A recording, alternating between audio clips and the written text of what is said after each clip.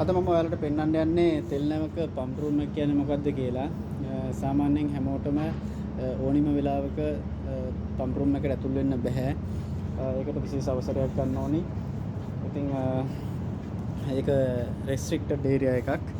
ඉතින් මෙතන පෝස්ටර් එකක් පෝස්ට් කරලා තිනවා ඒ පිළිබඳව. එතකොට සාමාන්‍යයෙන් ඇතුල් වෙන්න කලින් නෙවෙයි චීෆ් ඔෆිස් එකෙන් අපි අවසර ගන්නවා. එතකොට චීෆ් ඔෆිස් එකට අපිට එන්ටරින් පර්මිට් එක ලබා දෙනවා. සාමාන්‍යයෙන් පම්ප් රූම් එකට ඇතුල් වෙන්න කලින් ඇතුල් වෙන සිස්ටම් එකක් තියෙනවා. ප්‍රොසීඩර් එක අපි ෆලෝ කරන්න ඕනි. ඒ ප්‍රොසීඩර් එක තමයි ඇතුල් වෙන පුද්ගලයා හෝ සාමාන්‍යයෙන් පම්ප් රූම් එකට තනි පුද්ගලයෙක් ඇතුල් වෙන්නේ නැහැ. අඩුම දෙන්නෙක්වත් ඇතුල් වෙන්න ඕනි.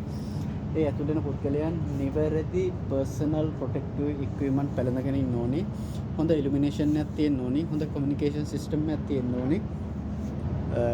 ඒ කියන්නේ ෆ්ලෑෂ් ලයිට් එකක්, ටෝච් ලයිට් එකක්, එතකොට safety suits, boiler suit, helmet, gloves, goggles ඒ වගේ දේවල් යාලා පැළඳගෙන ඉන්න ඕනි. ඊට අමතරව කමියුනිකේෂන් සිස්ටම් එකට VHF එකක් අඩුම VHF එකක් යූස් කරන්න ඕනි. පම්ප් රූම් එකට එන්ටර් වෙනවා නම්. එතකොට ඊට පස්සේ යාලා එන්ටර් වෙන්න කලින් පම්ප් රූම් එකට එන්ටර් වෙන්න කලින් පම්ප් රූම් එන්ටරින් ලොග් එක කියලා එකක් තියෙනවා. ඒක ෆිල් කරන්න ඕනේ. එතුළු වෙන කට්ටියගේ නම දාලා සයින් කරලා ටයිම් එක දාලා පම්ප් රූම් එකට එන්ටර් වෙනවා කියලා.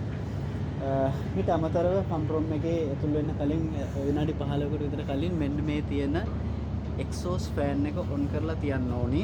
විනාඩි 15ක් විතර මේක ඔන් කරලා තිබ්බට පස්සේ මේක ඇතුලේ විස සහිත වායු තියෙනවා නම් ඒ වායුව මේ ෆෑන් එක මාර්ගයෙන් එළියට ඇදලා ගන්නවා.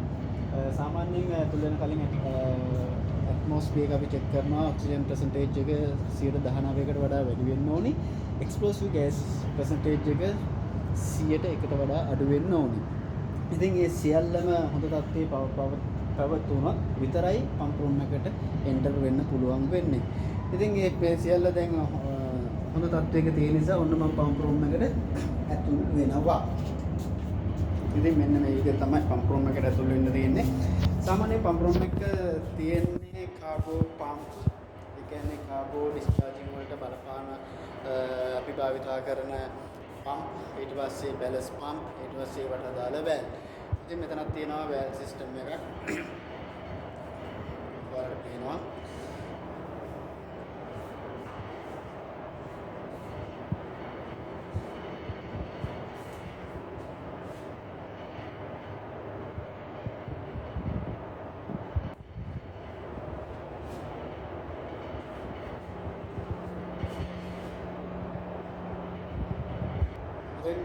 ඔන්න මම තව තට්ටුවක් පල්ලෙහාට බහිනවා.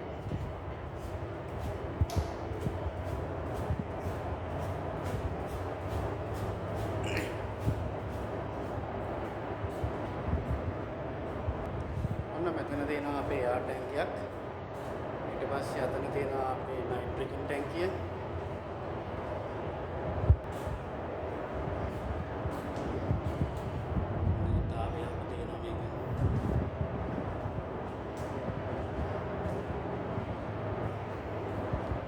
ඉතින් ඔන්න දැම්මම යනවා පම්ප් රූම් එකේ යටම තට්ටුවට.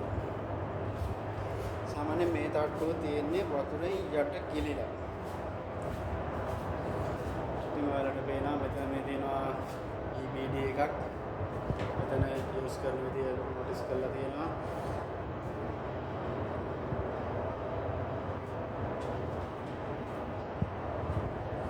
එතකොට මෙන්න මේ තියෙන වැල් නැවේ බැලස් ටැංකිය වලට අදාළ වැල් තමයි මේ තියෙන්නේ. තවට නැවේ සමබරතාවය පවත්වා ගැනීම සඳහා නැවට මුහුදු වතුර පුරවනවා. සී වෝටර් ෆිල් කරනවා. අන්න ඒ සඳහා යූස් කරන වැල් තමයි මෙන්න මේ තියෙන්නේ. ඉතින් මේ මොන ටැංකියෙන්ද වතුර ඇතුළට ගන්නවා නම් ගන්නේ, මොන ටැංකියෙන්ද වතුර එළියට යවන්නේ කියලා තීරණය කරන්නේ නැවේ චීෆ්. මේ තියෙන බැලන්ස් පම්ප් දෙක. ඉතින් චීෆ් ඔෆිස් තමයි ඩිසයිඩ් කරන්නේ මේ මොන ටැංකියෙන්ද වතුර ඇතුළට ගන්නේ හරි, මොන ටැංකියෙන්ද වතුර එළියට යවන්නේ හරි. එහෙම ඒ අවශ්‍යතාවය අනුව සී වෝටර් ඇතුළට ෆිල් කරන එක හරි, සී වෝටර් එළියට යවන එක හරි සිදු කරලා නැවේ සමබරතාවය හදවා ගන්නවා.